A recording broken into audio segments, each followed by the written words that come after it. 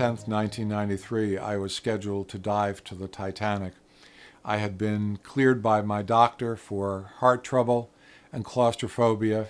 I was all set to go, and I was having a severe case of the willies. I was scared because I had been told that the pressure on the submarine that would take me down to Titanic would be 3 tons per square inch. If one rivet in the submarine failed, the submarine would crush like an egg. And this was rattling around in my head, and I came very close to saying, I can't do this. My writing partner, Mr. Eaton, said to me, you know, you're being given a chance that very few people have in life. And, seize the moment, get on with it, use your knowledge. That's why you're being sent down in the first place. And once the hatch was closed, all of the fear vanished because I was surrounded by so many fascinating things that the time absolutely flew.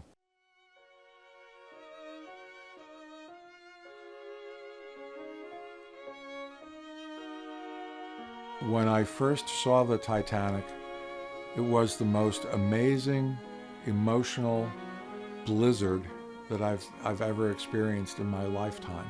I found myself alongside a ship that I had studied at that point for more than 30 years.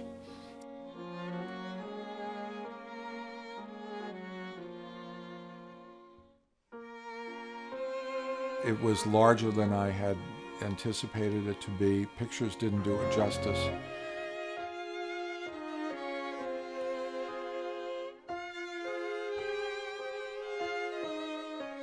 There was a tremendous emotional content to what I was seeing.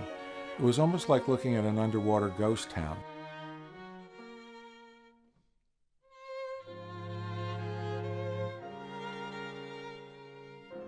I remember very clearly moving forward towards the Titanic, and we arrived at the aft end of the bow section.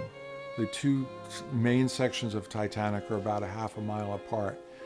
And as we arrived, I saw all of these collapsed decks that were at the after end of the bow.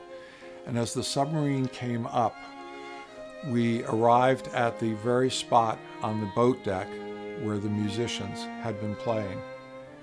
And of all the different places that I saw, to have that one be the first recognizable spot and the first place where I could associate a particular event with a particular place, it was really a very, very powerful moment.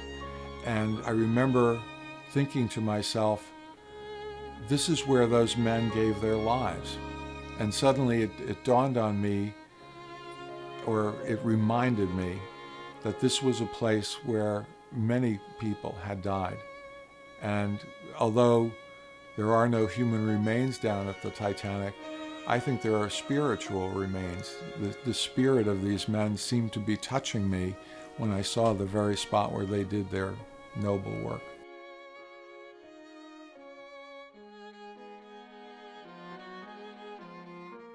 There was a sense of marvel at the technology that allowed me to go down that far and see the Titanic. If someone had told me when I started researching Titanic as a 12-year-old that I would literally get to see it in first person, I'd say you were absolutely crazy. But there I was, 12,500 feet down. So it was literally a life-changing experience, not only from the standpoint of what I learned about the Titanic, but also what I learned about myself. I discovered that I had come very close to drawing a boundary line beyond which I didn't want to step. I didn't want to step out of my comfort zone. And now, because I was willing to take that chance and trust the people who were in charge of the submersible and the entire expedition, I was given not one but two experiences of a lifetime. And I'll always be grateful for that.